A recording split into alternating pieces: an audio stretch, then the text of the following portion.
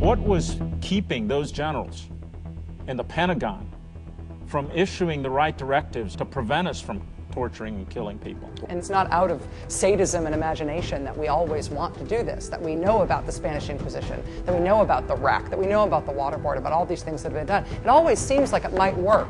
You knew what was going on. Why didn't you do something to stop it? Those that have exercised moral courage to try to do what is right have been eliminated. If I lie, I lose. And if I tell the truth, I lose. We didn't get the higher-ups. We didn't get the people who were involved, who ordered this. And we're saying, sorry, too messy for me. Too messy for my institutions, too messy for my systems or my notion of leadership. That's not going to cut it. If you torture, you will go to jail, just like if you robbed a bank. Working the Dark Side, a special program about accountability for the torture of prisoners in the so-called War on Terror. The following original Link TV program was created by Culture Project and produced for broadcast by Link TV. To learn more, visit linktv.org/blueprint.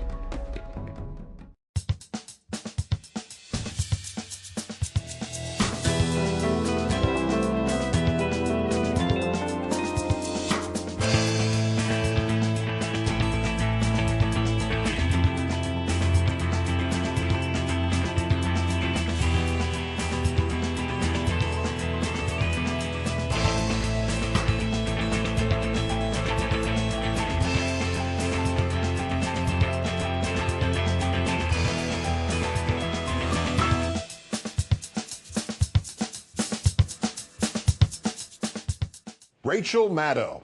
The first time I ever met her in person, she was writing something down. Notes on the topic she was going to discuss on my newscast about an hour later. Lengthy, handwritten, ready for publication notes. Thus, her groundbreaking presence in television news you know about. The smarts are obvious, Rhodes Scholar, Dr. Maddow, and the kind of grateful astonishment that people watch her show, that is legit too. So, having learned a few things here, I'll give her a few extra seconds by mentioning that while anyone lucky enough to have Rachel as a voice for their cause is lucky indeed, I am luckier still to count Rachel Maddow as my friend.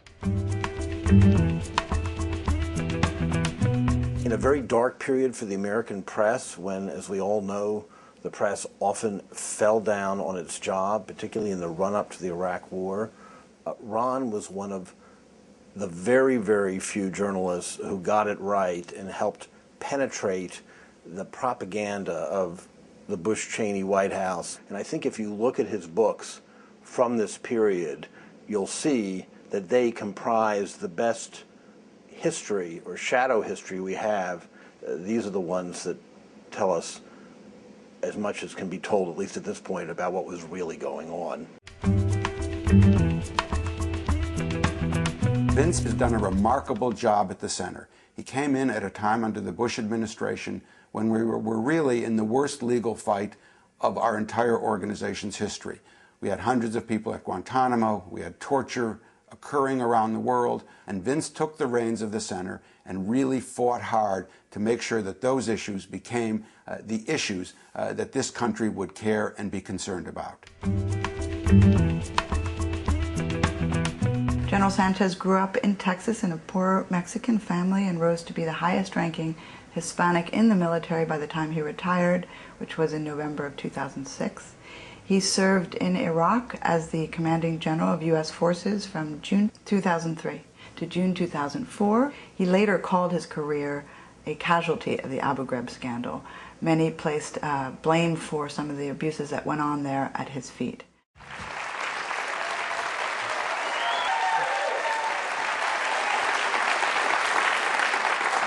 Thank you all so much for coming, particularly on this beautiful, beautiful, beautiful day when it doesn't really make any sense to be in a dark room close to this many other people. It's great to have you here.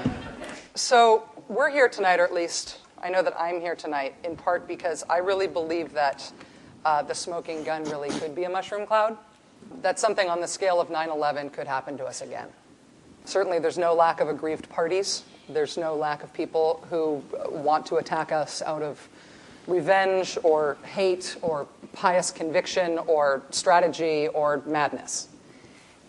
plots are being planned against the United States and our interests and all sorts of other interests around the world. Recruiting and organizing is happening. And I say these things as an American to an American audience, not to be scary. The point is to start a discussion about how to make these things not happen to us or our kids or anybody else's kids. We have a task at hand for which we need these institutions that we've got, these institutions in which we have lost so much faith.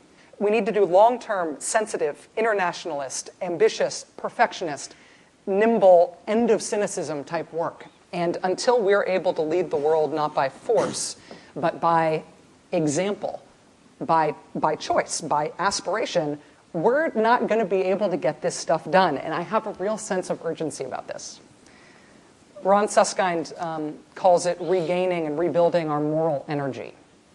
Regaining that moral energy, figuring out what happened to that moral energy, stopping its continued hemorrhaging, fixing it, drawing a blueprint for accountability as Americans is what we're going to try to do a little bit of tonight.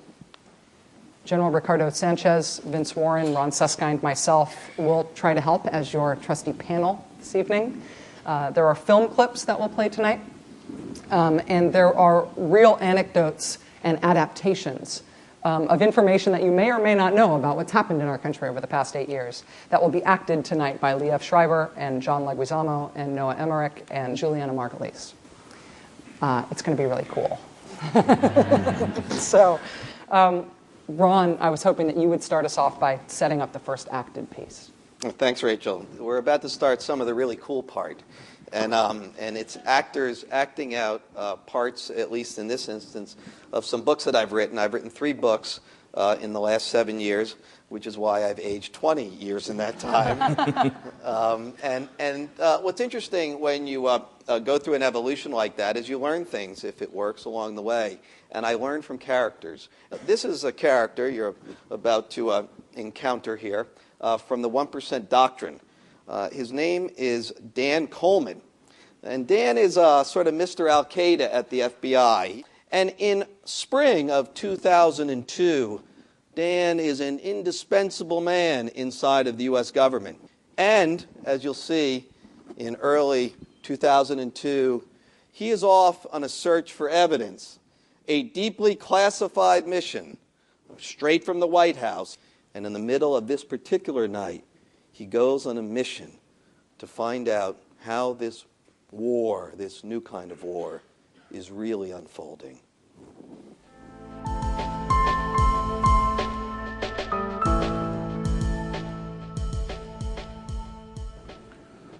My digital clock buzzes at 1:10 a.m. I'm half conscious in a rental apartment far from home. It's no hour to be awake anywhere.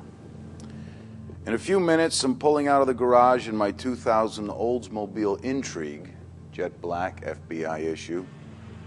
The car is gently dusted with a thin residue of white powder. I never had time to really clean the car after 9/11, to deep clean it. I'm speeding down the 495 Beltway to Dulles. The streets are quiet, but the Capitol is lit up as always. The mall, the White House.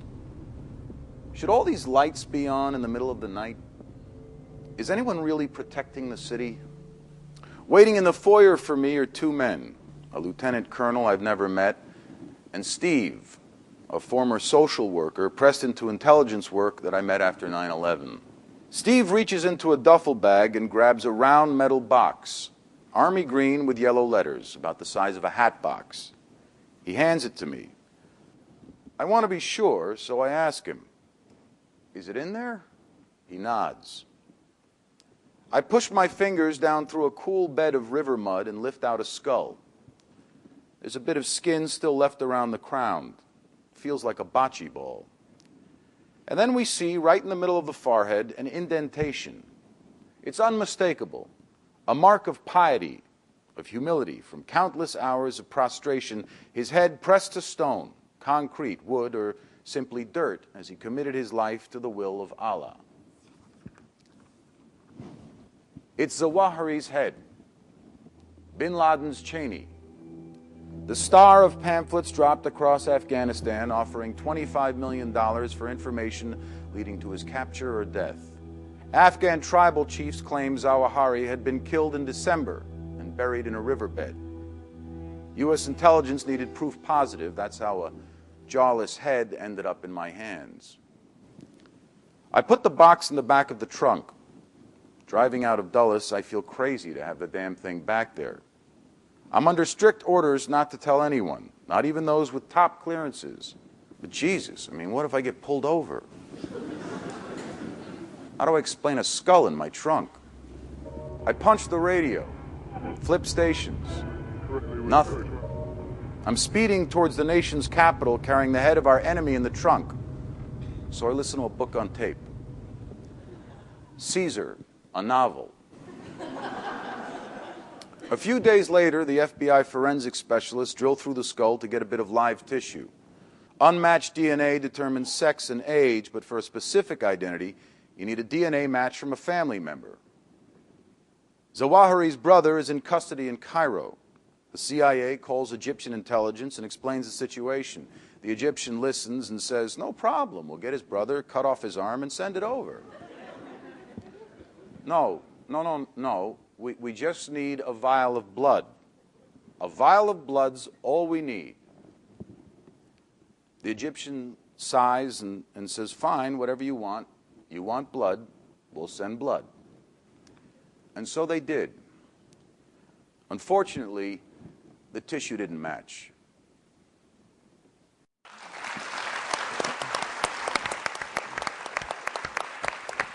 So you've met Dan Coleman.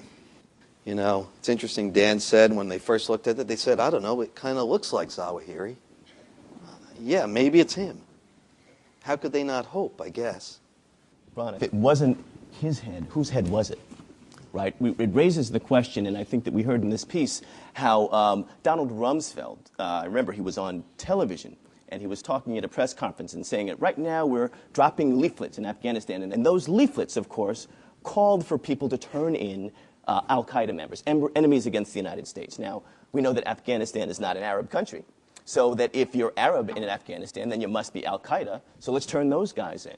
You know, coming from the organization that has represented men in Guantanamo and the 240 men that are still there right now, one thing that we can say is that Guantanamo, and I think also Abu Ghraib, were filled with people who were not Zawahiri. And you know, it's interesting, Vince, because that process of dropping leaflets from helicopters, I've checked on this with folks at DOD, the Defense, CIA, is almost without precedent. The idea that you would offer kind of a general posit, here's the kind of person I want, and empower a population to say, well, we got one of them. How much are you going to give me? Because in those leaflets, it also said, feed your village for a century if you give us one of our guys, one of the ones we want. That ends up filling many of the prisons, not just Guantanamo and Abu Ghraib and others, and detainee sites all over the globe that obviously Vince and organizations like his represent, many of them still in custody. People who really just were in the wrong place based on not just the wrong moment, but also the wrong desire and reward to say, give me one of them. Ron, there's a challenge for the country that is identified in our quest for detention of an individual or for identification of, in this case, the head of Zawahiri. It exemplifies the way that we have conducted this campaign, this war, from the very beginning. Yeah. It was about going after the perpetrators of 9/11 versus going at the real issues that we're facing America against, radical extremist Islam. Yeah. And until we can solve the fundamental problems, then we will continue to fight this war, and that could be a very, very long time. We have created new fundamental problems, though, in the way that we have prosecuted it. And I wonder if that had been Zawahiri's head, if that had been bin Laden's head, maybe we wouldn't have embarked on a strategy that was essentially collect now, sort later, which is what we ended up with the massive detention policies that we put in place, not only in Iraq, which we're going to be talking about a lot tonight, but also in Afghanistan and elsewhere. Maybe we wouldn't have ended up with the sort of broad sieve through which we tried to force people in the hopes that some of them might produce some intelligence information. maybe it would have mattered. Well, it's a good question. You know, might we have been sated if we had gotten bin Laden and Zawahiri early? Interestingly, just a digression, but some of my Pakistani friends say periodically, and in the Pakistani leadership, I said, well, you guys have not been very helpful at finding bin Laden and Zawahiri. I don't get it. Why? Well, you know, let's just say you do get them.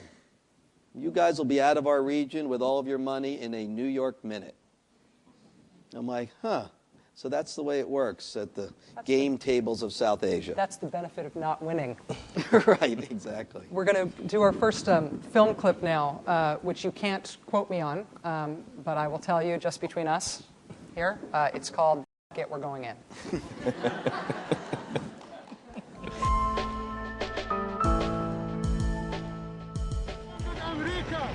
I think there's a certain level of prejudice that this religion and the people who have hijacked it have such a disregard for life that we turn around and say if they think so very little of life, and clearly 9/11 exemplified that, screw them. Anything goes. These are not mere innocents. These are among the worst of the worst. These are among the most dangerous, best trained, vicious killers on the face of the earth. It is a mean, nasty, dangerous, dirty business out there, and we have to operate in that arena. I'm convinced we can do it. We can do it successfully, but we need to make certain that we have not tied the hands, if you will, of our intelligence communities in terms of accomplishing their mission. If Dick Cheney was the primary architect of a new policy, John Yoo was the chief draftsman. He wrote guiding opinions which argued for a flexible approach to treating suspected terrorists. John Yoo worked closely with Dick Cheney's office and Alberto Gonzales, the counsel to the president. They wrote a series of memos arguing that the Geneva Conventions did not apply to suspected terrorists. And they gave legal cover for the CIA and Special Forces to embark on a secret program of previously forbidden interrogation techniques. And the Secretary of Defense and others beneath him were actually looking for the twin pressures that they put on people. That is to say, the pressure to produce intelligence and the fact that they were saying gloves are off. At that time, when the directive comes down that says the gloves are coming off, prisoners need to be broken, when Dick Cheney is saying on television that we're going to need to go to the dark side if we're going to be successful, what did we think success was? And how did the gloves coming off, this idea that people would have to be broken in order for us to achieve the success, how did that actually translate to the people who would have to do the breaking? General Sanchez, you were the top commander of U.S. forces in Iraq in 2003 and in 2004. How did you hear these orders? How were they communicated to you? We didn't know, the American public didn't know at the time these orders had been given. Well, actually, the truth on the ground is that there are never any orders that come down into the theater for the gloves to come off. That is a phrase that has been taken from a discussion, but from a staff officer dealing with the interrogators at Abu Ghraib. What was very real to us was a clear understanding that we were engaged in an insurgency that was killing my soldiers. And this realization is absolutely crystal clear to us by the end of June of 2003. And we communicate this to Washington, that we have an insurgency in our hands and that we need the intelligence capability of the country, which at this point has been eliminated and cut off because there's no longer a war going on. When the president stands on that aircraft carrier, essentially the capabilities of the country to continue to fight that war are terminated. And we are begging for the assistance for that human intelligence that is desperately needed so that we can drive our operations, and that help never comes from Washington during that time frame.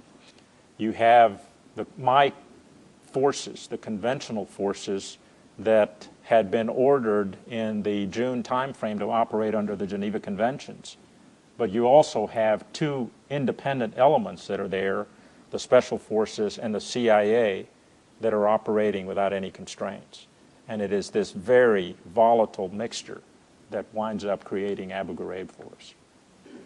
What's the object of the intelligence gathering that's happening at Abu Ghraib? Is it about keeping American soldiers alive in the face of the insurgency, or is it about something else? No, it is for the conventional forces and the intelligence that we are seeking as warfighting forces on the ground. It is strictly about identifying who is attacking us and killing us on the ground in the country.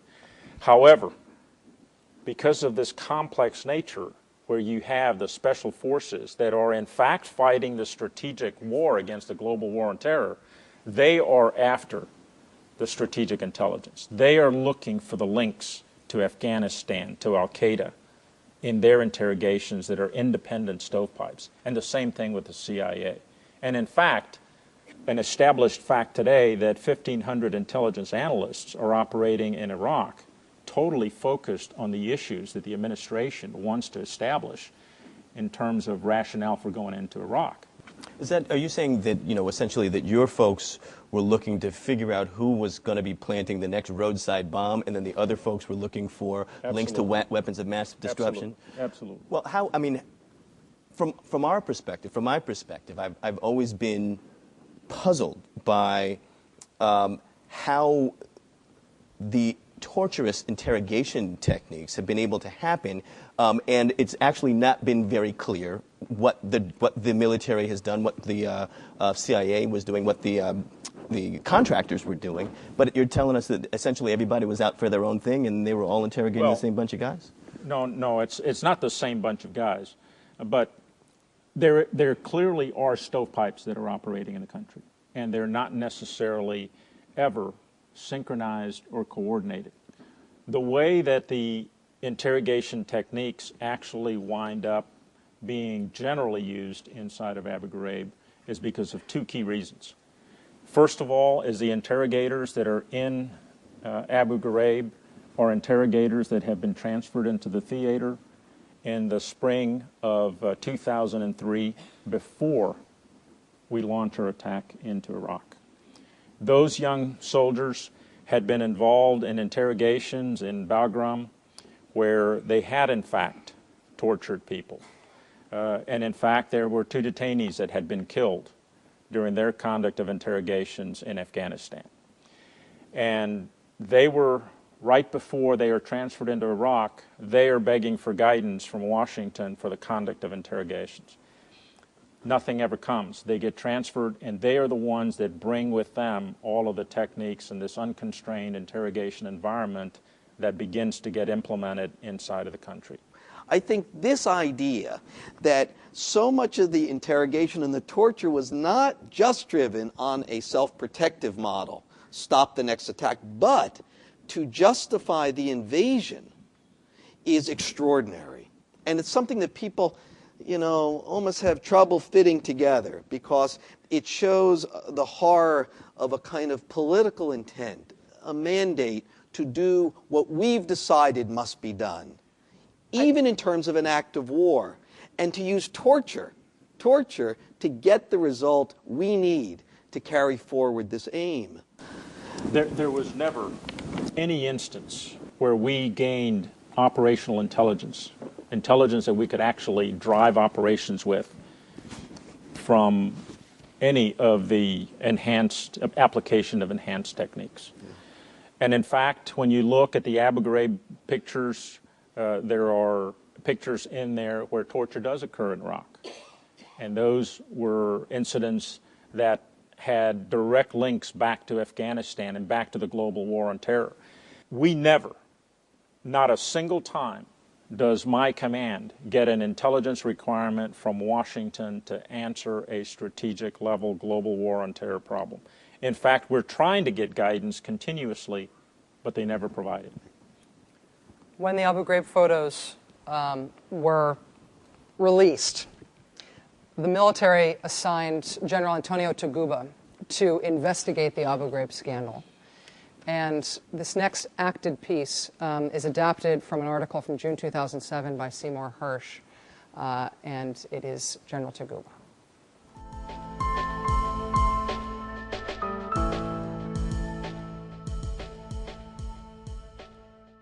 Somewhere around May 2004, I was urgently summoned to meet with Secretary of Defense Donald Rumsfeld for the first time in my life.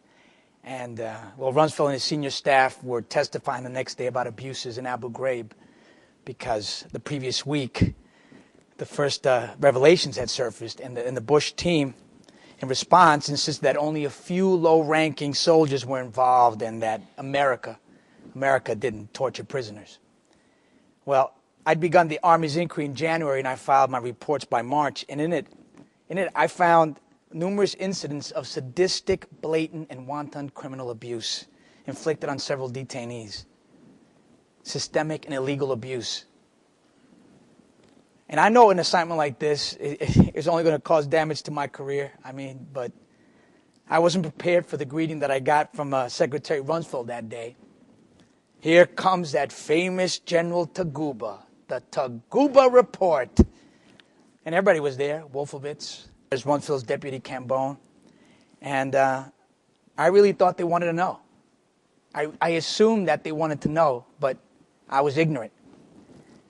Rumsfeld says to me, here I am just as Secretary of Defense, and we haven't seen a copy of your report. I haven't seen the photographs, and I have to testify to Congress tomorrow and talk about this. And Rumsfeld was obviously in denial because I'd submitted more than a dozen copies of my report to the Pentagon. In front of Congress the next day, he claims, to have had no idea the extent of the abuse. Well, I was appalled. I was appalled because Rumsfeld's got a mind like a steel trap, so there's no way that he's suffering from CRS, can't remember shit, okay? No, he was trying to acquit himself. And from what I know, troops just don't take it upon themselves to initiate what they did, not without any form of knowledge of higher-ups. But, my orders were clear. They were clear. Only investigate the MPs at Abu Ghraib and not those above them in the chain of command. Now, these MPs, they're not that creative. No. Somebody was giving them guidance. But I understand these things. I come from a poor family. I had to work hard.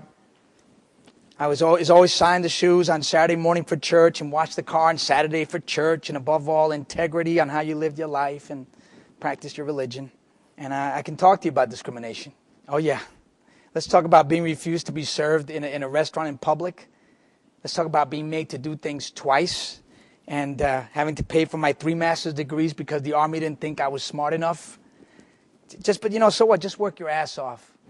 So what? In my case, the hard work paid off. But I got a different message from General John Abizaid. A few weeks after my report became public, we were in Kuwait together in the back of his Mercedes sedan with his interpreter, and he leans over to me and issues a quiet warning. You and your report are going to be investigated. I wasn't angry. I was disappointed. Disappointed because he'd say that to me. I've been in the Army now, 32 years? And this is the first time that I thought I was in the mafia. What can I say? I was completely overwhelmed by the scale of wrongdoing in Iraq. These were people who were taken off the streets. They were teenagers put in jail, old men and women. And I kept on asking the officers I interviewed, I kept asking them, you knew what was going on. Why didn't you do something to stop it? You knew what was going on. Why didn't you do something to stop it? Because in August 2003, the Pentagon had ordered Major General Jeffrey Miller, the commander at Guantanamo, over to Iraq. And the core of Miller's recommendations that the military police at Abu Ghraib should become part of the interrogation process. Well, now Miller's approach isn't consistent with the Army doctrine. And my report cited testimony that interrogators and intelligence personnel were encouraging the abuse of detainees. Now, loosen this guy up for me, will you? Yeah, go ahead. Make sure he has a bad night, okay? And that's the reason that I wasn't in their camp, because I kept on contradicting them. I wasn't going to lie to the committee. I knew I was already in the losing proposition. If I lie, I lose. And if I tell the truth, I lose. So June 2004, I was scheduled to rotate to the 3rd Army's headquarters at Fort McPherson, Georgia. But suddenly I was ordered back to the Pentagon instead, to work in the office of the Assistant Secretary of Defense for Reserve Affairs. That's right, a lateral assignment. I wasn't going to quibble. No, if you're going to do that to me, Okay, we all serve at the pleasure of the president. Then later in 2004, I ran into Rumsfeld and his senior press aide, Larry DeRita, in the Pentagon Athletic Center. I was tying my shoes, and Rumsfeld's putting his clothes into his locker when Rumsfeld turns to me and says, "Hello, General." But DeRita, who was standing next to him, says to me, "See what you started, General? You see what you started?" Well, DeRita is now a Bank of America official. Then in January 2006, I get a call from General Richard Cody, the Army's Vice Chief of Staff. "This is your vice. I need you to retire by January 2007. No pleasantries were exchanged, no reasons offered, and I've known this guy for years. I mean, I know they always shoot the messenger, but to be accused of being overzealous and disloyal, well, I don't know, that just cuts deep into me. Because there's no doubt in my mind, there's no doubt that the stuff was gravitating upward and that the president knew about it. And I know my peers in the Army are going to be mad at me. They're going to be mad at me for speaking out, but the fact is, we violated the laws of land warfare in Abu Ghraib. We violated the tenets of the Geneva Convention. We violated our own principles. We violated the core of our military values. Stress in combat is not an excuse. And I believe even today that those civilian and military leaders responsible should be held accountable.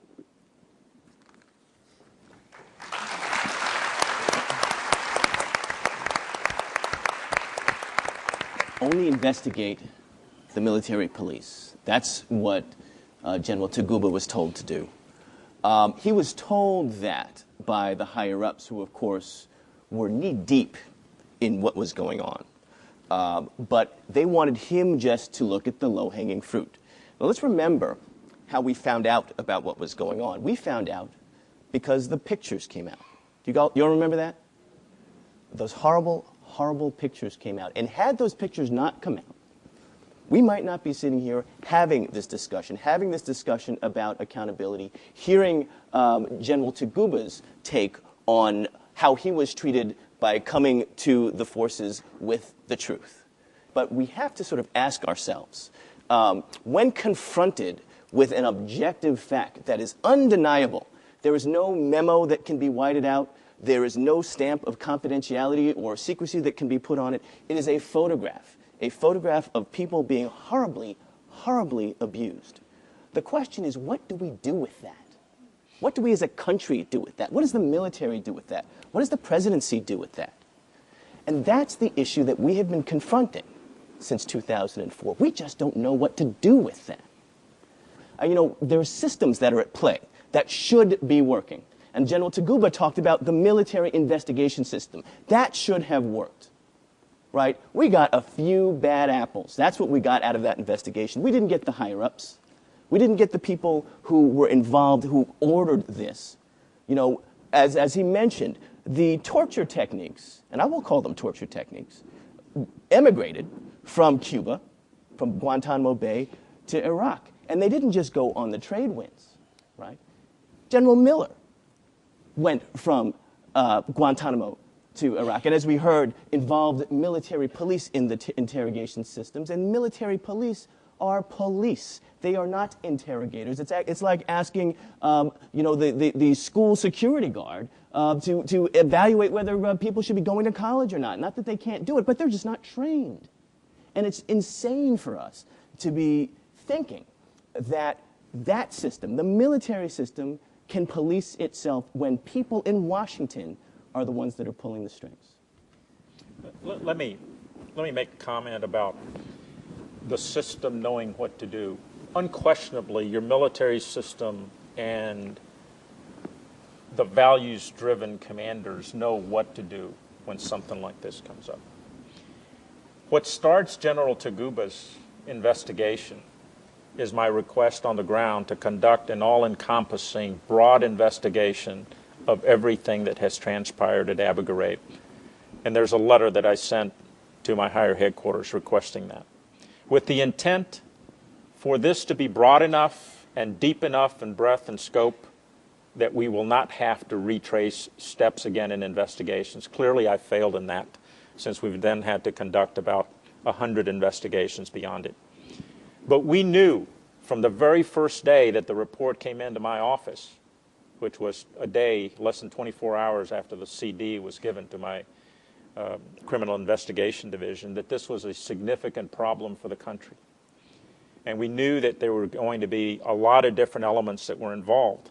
But along the way, there was no authority inside of Iraq for us to conduct those investigations. Those authorities rested at Central Command and in Washington.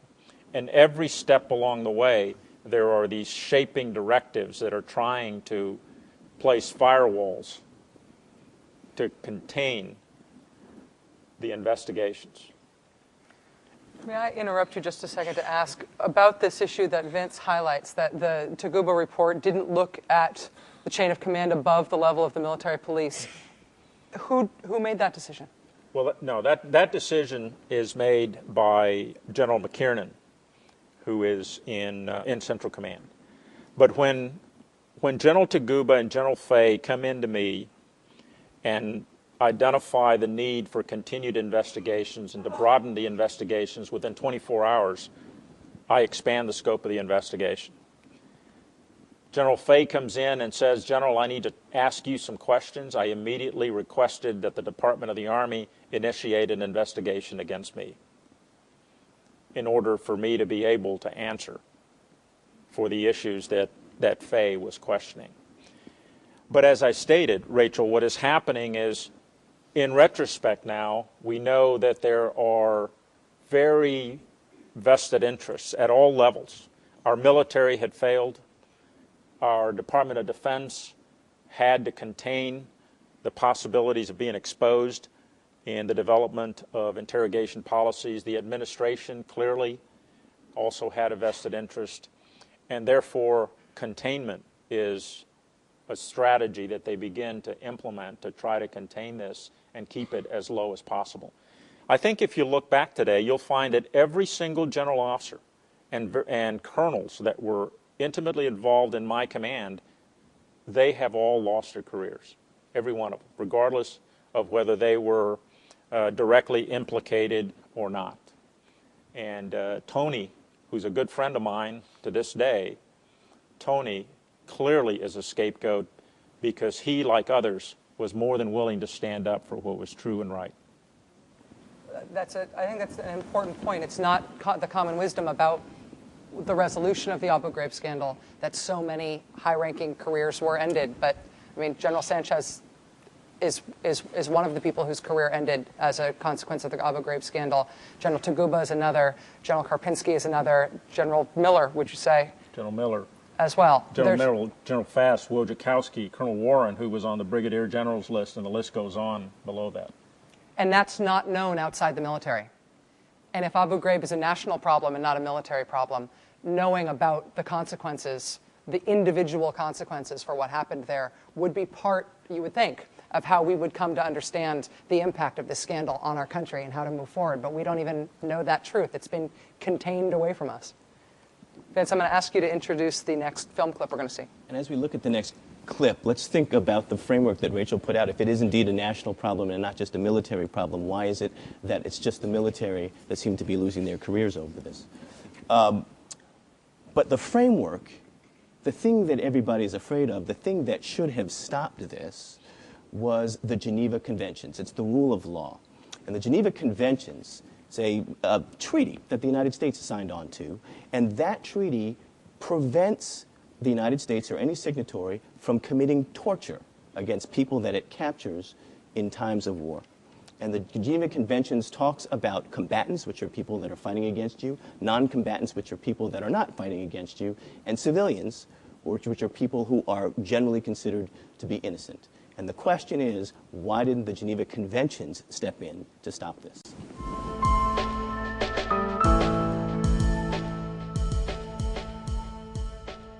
9/11 was very much in the air, and I think the officers tried to keep it in the air. They tried to remind these kids that these people are our enemies.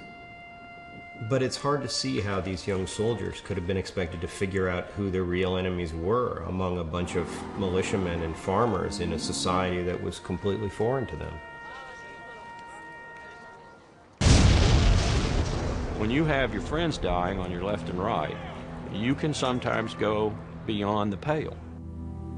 The Office of Legal Counsel memorandum was unbounded, meaning it nowhere did it state that the application of cruel and inhuman and degrading treatment was prohibited. And at one point I asked John Yoo, can the president authorize torture? And his response was, yes.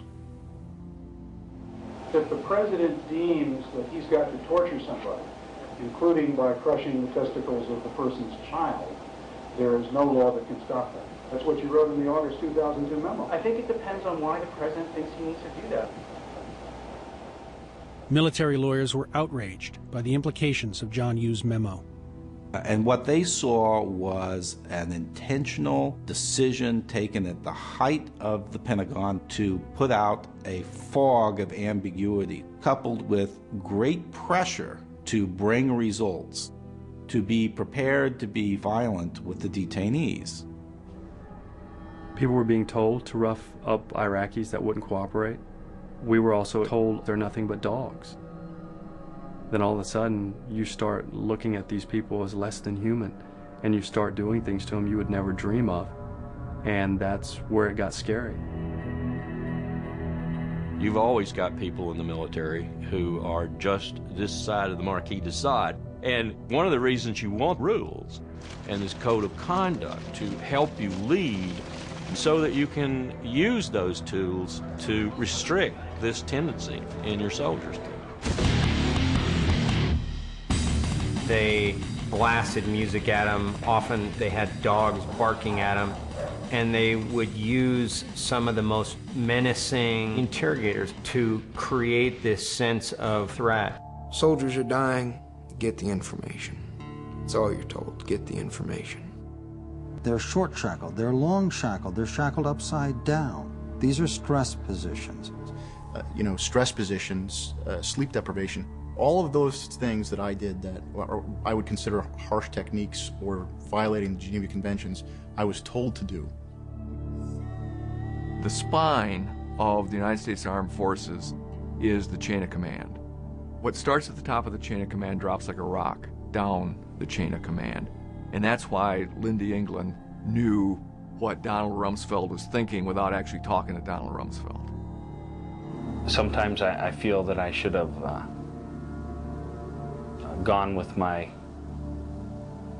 own morality more than what was common.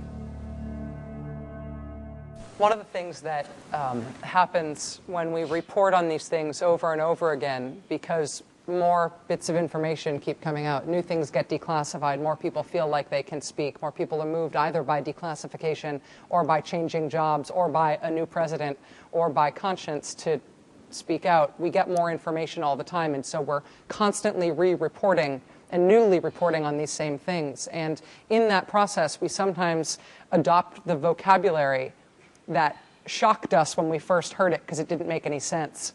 And we've heard it repeated so many times that we've become part of the promotion of this vocabulary as if it's normal.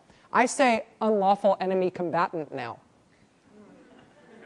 The first time I heard that, I thought, what the hell's an unlawful enemy combatant?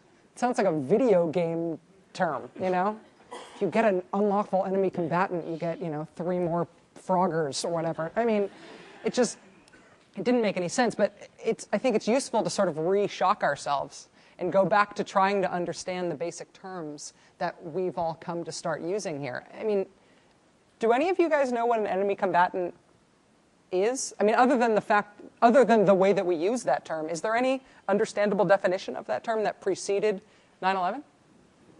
No, that was an entirely made-up term by the Bush administration. The Geneva Conventions knows what combatants are, and they know what people who are raising arms are, and they know what civilians are, but they don't know what unlawful combatants are. And this entire nomenclature, including calling things enhanced interrogation methods when it really is torture and abuse, are messaging points and legal points to try to get around the Geneva Conventions. 1 week after I took over, we imposed the Geneva Conventions in the theater of war in Iraq because we couldn't sort out who is an unlawful combatant. How do I determine that he's an unlawful combatant? How do I determine whether it's a security detainee or a criminal detainee or a prisoner of war? Has the war ended? If the war has ended, then I don't have prisoners, but I still do because they were caught during the conduct of ground operations. What's going on?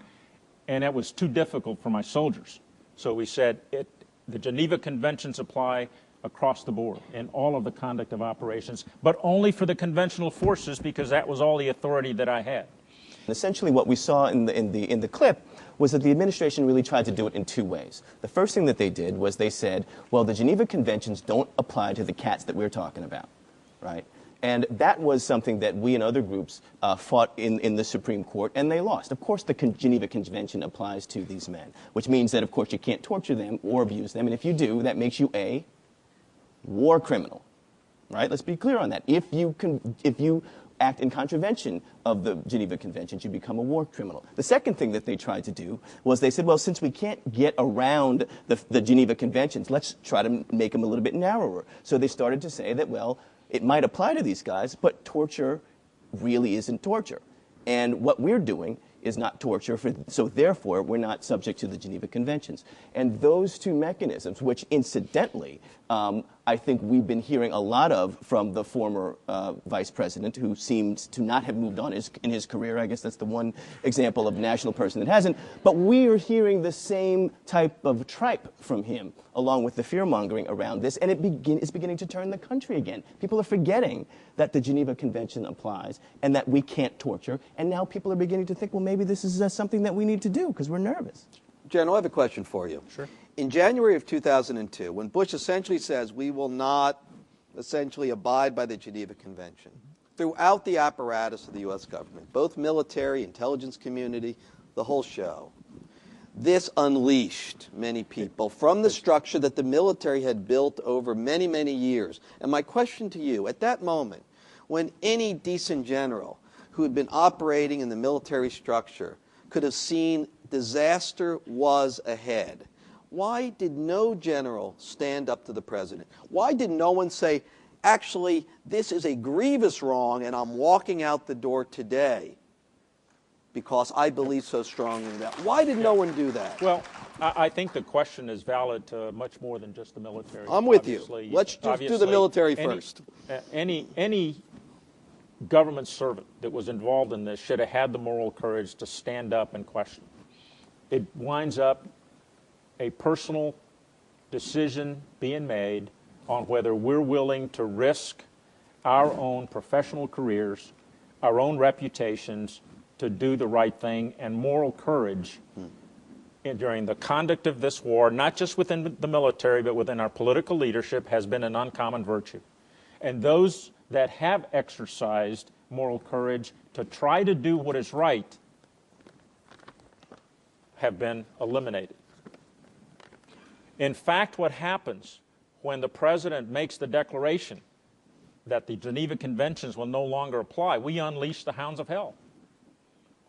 And then, once we know as a country that we are torturing people at the highest levels, by the time that memorandum is approved, we have already tortured people in Afghanistan, and to the highest levels of leadership within the military and the Department of Defense, it is known. And they choose to do nothing. You know, just a brief thing, Tony Taguba said an extraordinary thing, that if I tell the truth, I lose. I think that's really a choice for society, for the engagement of us, to say, I'm going to make sure that if you tell the truth, you win. That's our choice, I think. And if you're done wrong by the Department of Defense, if you're done wrong by the Army, if you're done wrong by the current administration, we, as America, are bigger than those institutions. They work for us.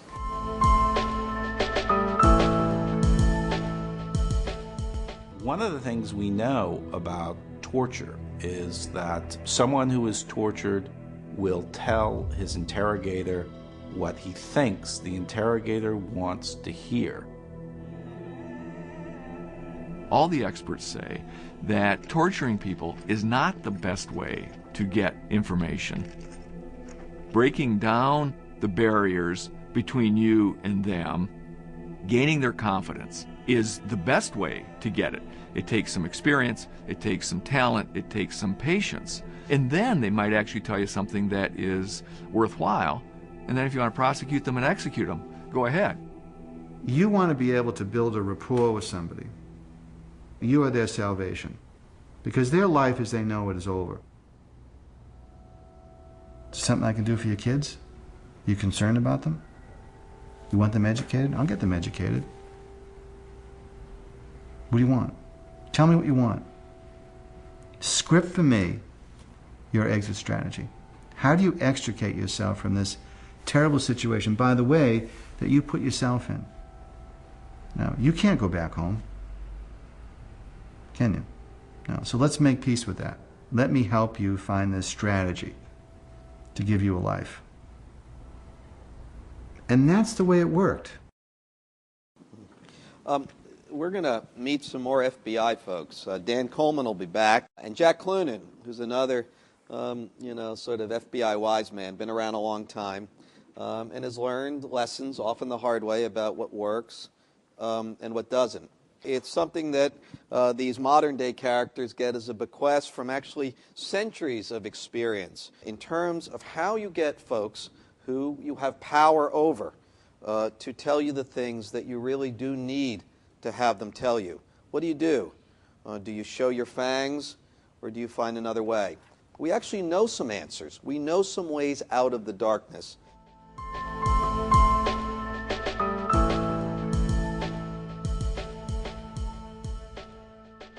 When it comes to understanding Al-Qaeda, he's the Rosetta Stone.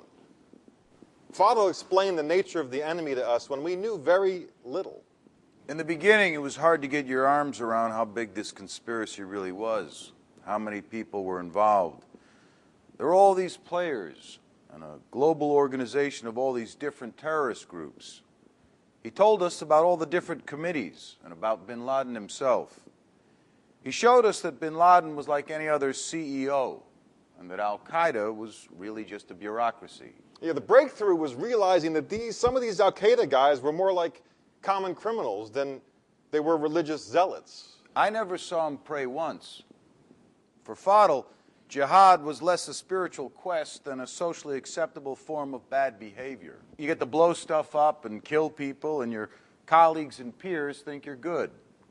It's fun, and you get to be a hero. He's telling you how they work, what they were planning, how they recruit. His life story becomes the spine of the 9/11 indictment against bin Laden. A walking, talking body who will sit up on the witness stand and look the jury in the eye. But for me, a lot of headaches. I have a very good relationship with him, but he's a full-time job. Yeah, for one thing, he's a gambler. At one point, he persuaded the government to give him a loan so he could open up a deli, which he ran into the ground. He's a lovable rogue. He's fixated on money, and he loves women. Oh, he's like a heat-seeking missile. He would flirt with all the female agents and all the lifeguards at the hotel pool where he was staying. He didn't know how to swim, so we bought him some of those noodles. We loved to watch Junior floating around the pool making a fool of himself. We brought his wife, Nadia, and 4 kids over from Khartoum. When she got here, Junior told us she needed to undergo this ritual cleansing that involved like covering her in mud and placing her over embers in a fire pit. Yeah, suffice it to say, we did not allow Junior to smoke Nadia in a pit. It's a full-time job. I'm his big brother, his coach, his psychiatrist, and his marriage counselor. Whatever the problem of the day is, I have to deal with it. We've spent nearly $1 million on Fadl over the past 10 years. We paid for his kid's heart surgery. And it's been absolutely worth it from the point of view of the government. Junior wrote the book on Al-Qaeda, and the well still ain't dry. It's what you have to do, and it's a good story to put out there. If you've got valuable information, we'll do what we can to help. Just building a relationship with a person and knowing your subject matter, that's what works. People don't do anything unless they're rewarded. If we had tried to beat a confession out of Junior with all that alpha male shit, we'd never be able to talk to him now. You need to talk to people for weeks, Years. You think all this stuff about torture is going to make people want to come to us? That's why I get upset when I hear people talking about stress positions and loud music and dogs. There's a lot of stuff Junior talked about in casual, non-threatening moments. You could talk about everything with Fadl. That's the beauty of it.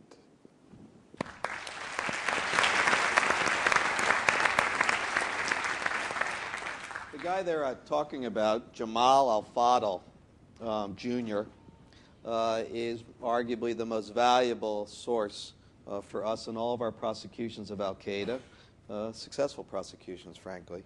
Here you've got a case where we've learned, and one of the questions that we have now are why these lessons are not the lessons that drive action now and drive added insights into where we may go from here. It's an interesting piece, and I think, Ron, we need to be clear about what happened here. I think not just in Iraq, in Afghanistan, but also in the secret CIA black sites and also in Guantanamo, where there was the scattershot approach, right? One of the MPs was talking about how we just brought all these guys in. We would do sweeps, and it didn't matter who you were. You would end up in detention. Now, what does that create? I think what it really creates is a scenario where you have this guy and you'll work on him and he might give you some stuff, but what happens to the 50, the 100, the 300, the 700 people that you have in detention and they're not giving you anything? And you're being nice and you're offering them steaks and they're not giving you anything, and you start getting the information from Washington that says, we need some results. You guys need to take off the gloves. You guys need to put the pressure on. We have this tremendous system of torture and abuse that begins to happen, but we're talking about innocent people. So at some level, it doesn't even make sense to just talk about which type of techniques work well. We should be talking about who are we using these techniques on. You've got a great point. I mean, think about this. The interrogators all say this. They say, well, you've got to have a fairly good assessment that you're probably okay or maybe even right about what this person probably knows.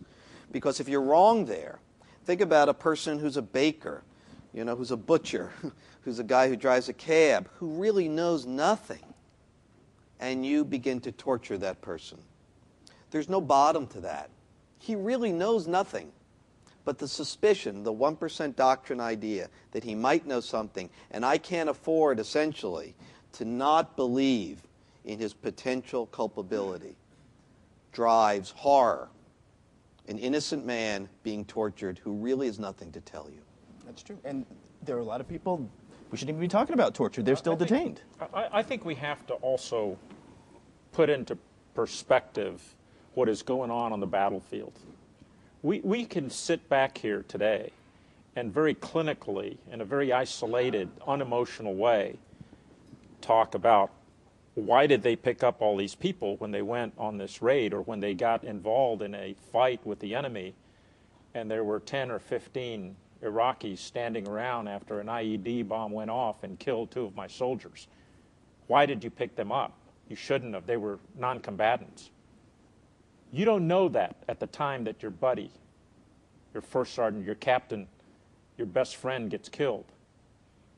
It is incumbent upon us within this military structure to take these individuals and very rapidly establish whether in fact they are security risks, whether they ought to be released. And we ought to have the mechanisms and the resources, which, by the way, our nation did not provide for an extended period of time during the initial phase of Iraq, to be able to go through, Vince, and very rapidly call out those that have no issue, that were not involved.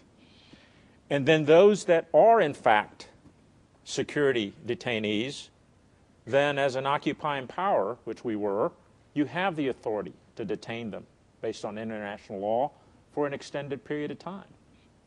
And in the course of interrogations, yes, the first step in interrogating is the direct questioning and build rapport. But it would be a gross dereliction of duty for a commander, for a leader on the ground, not to exercise every tool that is legally available to him in order to protect his organization and your sons and daughters. That's in part why we have laws against torture. That's why the Geneva Conventions prohibit cruel, inhumane, and degrading treatment because they seem like they might work all the time in every new crisis and every civilization. There's a reason that we have laws against these things, not because that they seem useless, but because it always seems like they might work. That's why people always want to do them. It's not out of sadism and imagination that we always want to do this, that we know about the Spanish Inquisition, that we know about the rack, that we know about the waterboard, about all these things that have been done. It always seems like it might work. And so we have these rules that don't allow us to do it, that actually aren't at all contingent on whether or not it works. They're just off the table. You can't consider them, and the reason there has to be a law against them is because we understand through civilization, the history of civilizations, that we will be tempted to do those things. And so the original sin here, I think, for Americans is January 8th, 2002, when the President of the United States decides, no Geneva. At that point, what you want to do to answer the death of your first sergeant is a lawless world. That's exactly right. That is exactly the environment that has been put into place, and that was a responsibility. In trying to contain that environment, we fail as military leaders by not imposing the right training, the right guidelines, the right oversight mechanisms, and the safeguards to ensure that we never cross that line. My guidance, my very explicit documented guidance, both under oath, was we must push the authorities as long as we are within the Geneva Conventions and what's allowed by international law. And we must never cross it. And in order for us not to cross that line, we had to have the mechanisms in place. We had to have the approval authorities. And we had to have our lawyers and our medical personnel involved to ensure that we were not going to be abusing these prisoners. I have to jump in because I agree with that framework. That framework makes sense. But the problem is that Geneva was not complied with, and that human rights organizations like ours need to step in when there is a military failure. Absolutely. And the military failed. The president and the administration completely moved that piece forward. There was no Congress buckled. The courts didn't want to hear the case, and there was no one there but the people here in this room and organizations like ours to be able to say this is unacceptable. And I think my view is that I ask myself, what do I say to the family members of my clients, the 338 in Iraq that have been abused, the 778 people that went through Guantanamo, most of whom had nothing to do? How can I explain that in terms of military failure? And the answer is I can't. Absolutely. And I don't disagree with that at all. We're moving into our final act, which is called Restoring Moral Energy. And if the kernel of doubt is the key toward human progress, when we look at human regression, does that come from we're going in? That is regression, no doubt about it. Does that come from toxic certainty? I don't believe that we as Americans can enter into the debate and really move and assist in defining human progress and moving it forward until we quit being arrogant.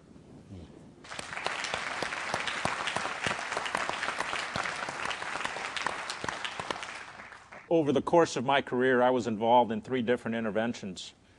And every time we believed that we could go in there and in a matter of weeks and months change a society, change Iraq, and impose our Western democratic U.S. values, and that they would gladly embrace them.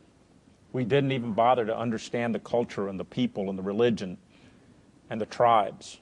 And until we change that, and until you help us change that within our political and military structures, we will never be able to advance human progress together.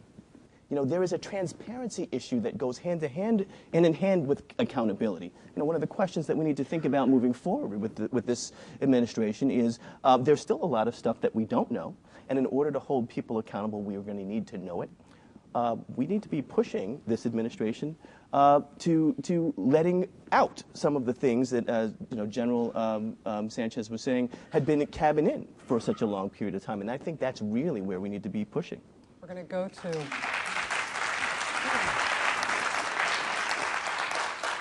We have one more film clip to show, and this is called Restoring Moral Energy. It's just a quick couple of minutes.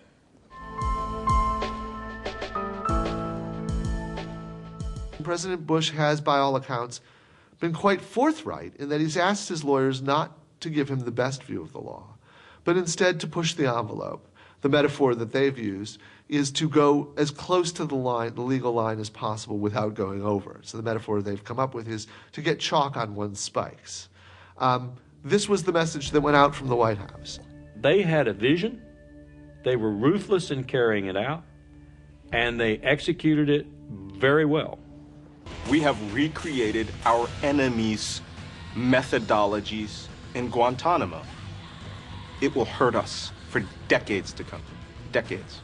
Our people will all be subjected to these tactics because we have authorized them for the world now. How it got to Guantanamo is a crime, and somebody needs to figure out who did it, how they did it, who authorized them to do it, and shut it down. If you've committed a act of torture or war crime, but because you believe you're operating under the umbrella of presidential war powers, the commander-in-chief's war powers, you're immune. The commander-in-chief doesn't have the power to make that which is illegal under the law of war legal. The State Department's top lawyer called John Yu's legal reasoning seriously flawed and warned that if heading to the dark side meant violating Geneva, this raises a risk of future criminal prosecution for U.S. civilian and military leadership and their advisors by other parties to the Geneva Conventions. That is, if officials, including President Bush, were accused of torture or inhumane treatment, they could be prosecuted for war crimes. The only way that America and the world will ever really find out what happened to us when we unleashed the hounds of hell and moved down this path of torture is through a truth commission. Almost total trust has been eroded from the institutions and the mechanisms that currently exist within American society to try to establish accountability. And those that are willing to talk suffer the consequences of their willingness to stand up for what's right and for what's the truth. And until we as a society have faith in the outcomes of an objective process, we will never really get at the bottom line of what happened to us when we left the moral high ground. We've got to establish that trust. We then have to make sure that our government officials, everyone that swears an oath to support and defend the Constitution of the United States, truly does that. That they don't place loyalty to a political party, to an individual, above loyalty to the Constitution and to doing what is right for our country. And until we can establish that, I don't believe we will ever get to the roots of what actually happened to us. So you're supporting a truth commission? Absolutely. Absolutely. I have no problems with that. And I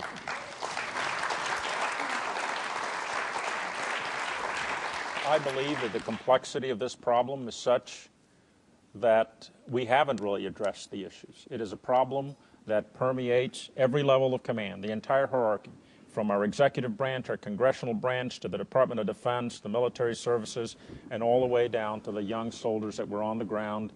Some cases, in fact, applying the orders of higher headquarters to conduct some of these interrogations and some of this torture, and in a lot of cases, truly committing criminal acts. And all of that has come together and gotten mixed up and become conventional wisdom for America, and it will not be resolved until we can, in fact, have a truth commission that's objective. Vince, I know you disagree, and so I want you to explain why. Okay. I would say that I think that where we've come to in this discussion over the course of the evening is that we're getting toward all saying that we want institutions in which we have confidence because we all desperately feel the need for these institutions to work, and we think that not only does our country need them, but the world needs them. Whatever we decide needs to be done to redress the wrongs that we've committed as a culture and as a country over the last 8 years, those need to be things that make us whole again, that allow our institutions to function, or we need a revolution. Those are our only choices. I don't advocate the revolution. Neither do I. I was trying to make it look like a bad option. But, you know. That sounded kind of good. I don't know. I know. I still believe in civilian control of the military. But if those institutions are things that we believe were the right idea, then we need to fix this in a way that makes those things the means by which we move forward, and they're something that we believe in again. I think that is exactly the right way to frame it. I think we all, in our ways, have highlighted how the systems that were supposed to have been the early warning system about this, the ones that were supposed to fix it, the ones that were supposed to clean up afterwards, they've all failed. And I would add to your list, particularly, it would be great if Congress worked for a change. I'm just saying. But I do disagree, and I disagree with the general for a number of reasons. Here in the United States, it seems to me that just about everybody in the Bush administration already has the precious ability to not be prosecuted because nobody is pushing for that. So in my view, from a human rights perspective, it is really anathema in human rights law to be able to say that there are war crimes, there are crimes against humanity, which torture is, and to then say, in order for you to tell us what you did, which we already know, you just have to ask my clients, we will make sure that you will never, ever have to pay the price for this, but you just have to tell us what you did. Now, the truth part and the transparency part is absolutely critically important. However, the most important piece is the accountability part, and it is...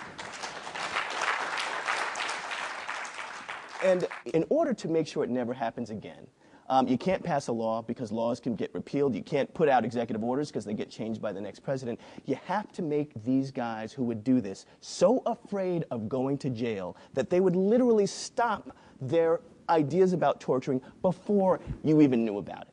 The point of this whole thing is if there was a credible fear for these people to go to jail, a credible fear, we might never have seen this. And what I don't want to see happen moving forward is that we half-step on this issue just by getting the truth out there without the hammer. If you torture, if you create illegal activity against international law and domestic law, you will go to jail just like if you robbed a bank. And that's the piece that we need to get by pushing for criminal prosecution here in the United States. I think...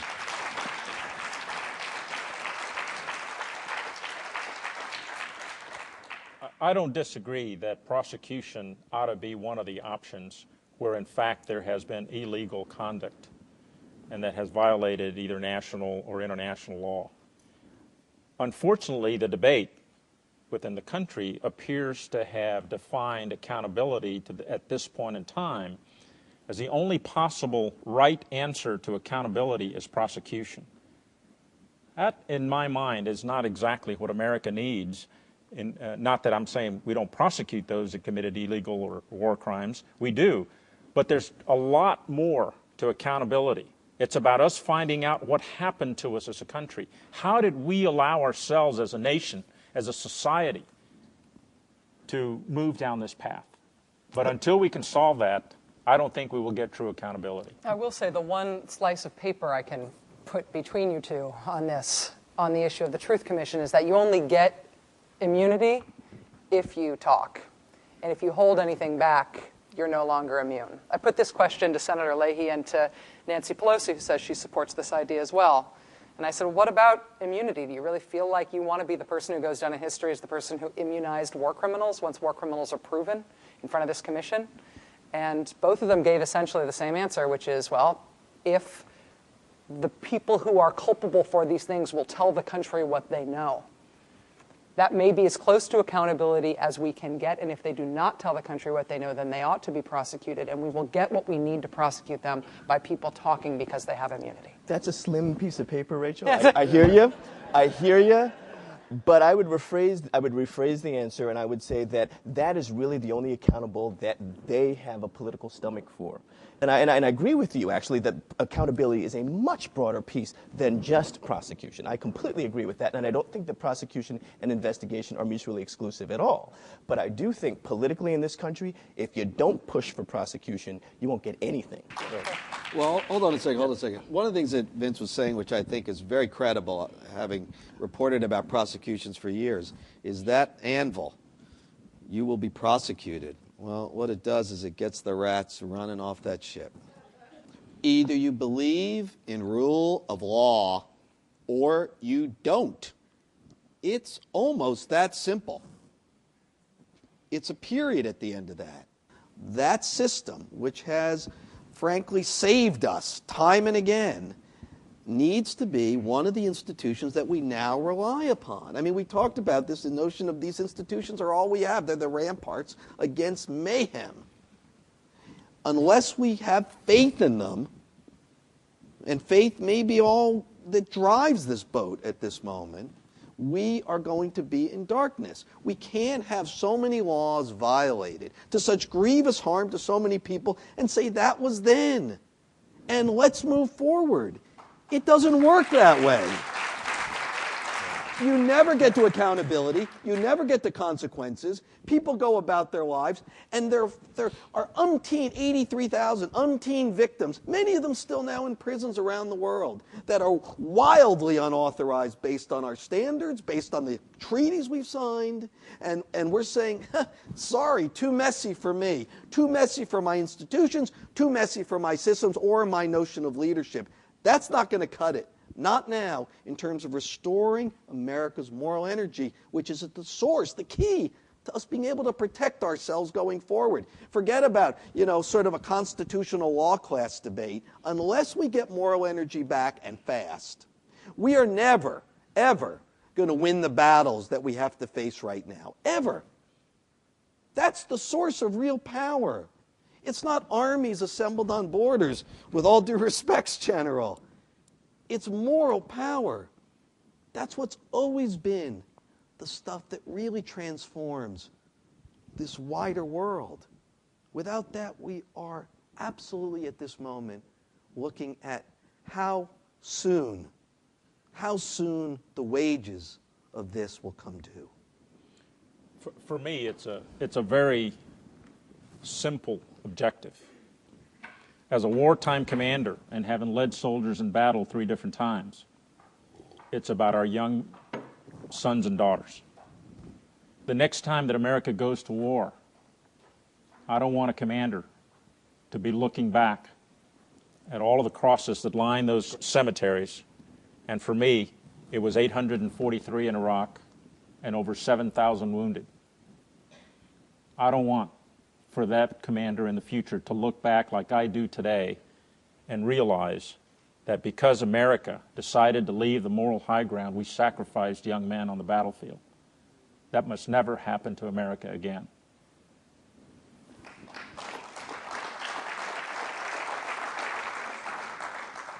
Our very last thing is an acted piece from Ron's book, The Way of the World, and Ron is going to introduce this. Our last character, though there are a couple on the stage here next to me, and God, vivid ones, God.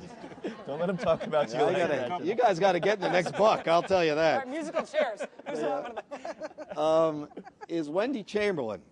Now, Wendy speaks to some of the things we've been talking about. Let me just tell you a little about her before you meet her. She was ambassador to Pakistan during 9/11 for George Bush. After that, she said, this isn't working out. Took another job. She was head of USAID. That's the U.S. Development Agency. She really was governing much of the development in Iraq during the period of crisis, building the schools, all the stuff to provide good works. And then finally, she's the UN Refugees Commissioner, traveling the world, seeing the havoc of displaced people. And what she's trying to do is come up, based on her hard experience, with some answer of how the United States might be an agent, with all of our might and our wealth, to this shared idea of human progress.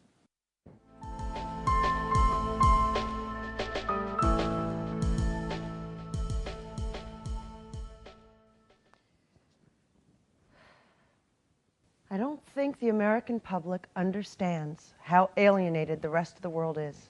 I mean, some of my closest friends think it's still the other guy's fault. If we can just get rid of the bad people, kill them, take them out, everything will work out. establishing control over territories using armies, making control our objective, is a losing game in this era.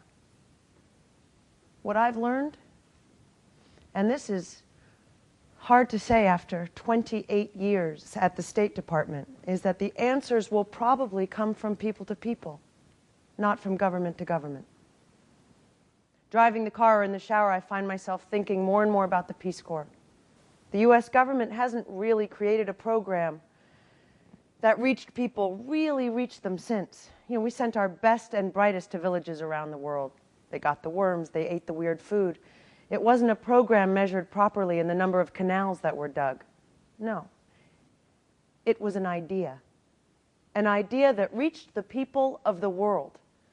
It was simply that we, who have been given so much, care about you. That right there is actually a core American value. To do the right thing because it's right and because you can. I don't think we have any enemies. I can't believe I just said that. I think everybody deep down wants us to succeed because they want the real values of America to succeed. You see, we don't trust our own values enough. That's the problem. People want the values we stand for. Marshall Plan values, Peace Corps values, and really believing in self-determination, free will, education, and opportunity for their sake, not ours. But if you think of hearts and minds as a policy, as a strategy to regain some of the moral authority we used to have, you've already lost. Because it's not a tactic. The Peace Corps, the Marshall Plan, were things that we tried that were real to people. Because you see, they weren't about where we'd end up or what we'd gain, but about how we want to be in the world. I mean, that's the idea of value, right? It's how you want to be, how you want to live. And that's what we need to transmit to the world, people to people. Great waves of us, just regular people, young people building clinics or digging wells, laying electrical wires, carrying computers. Something big. America's good at building things. Let's do that. Something we're good at. And ask nothing in return.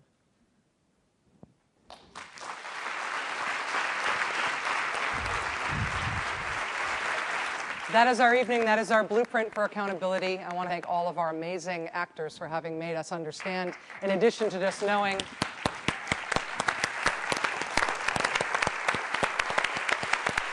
And thank you to Ron Suskind and to Vince Warren and to General Ricardo Sanchez.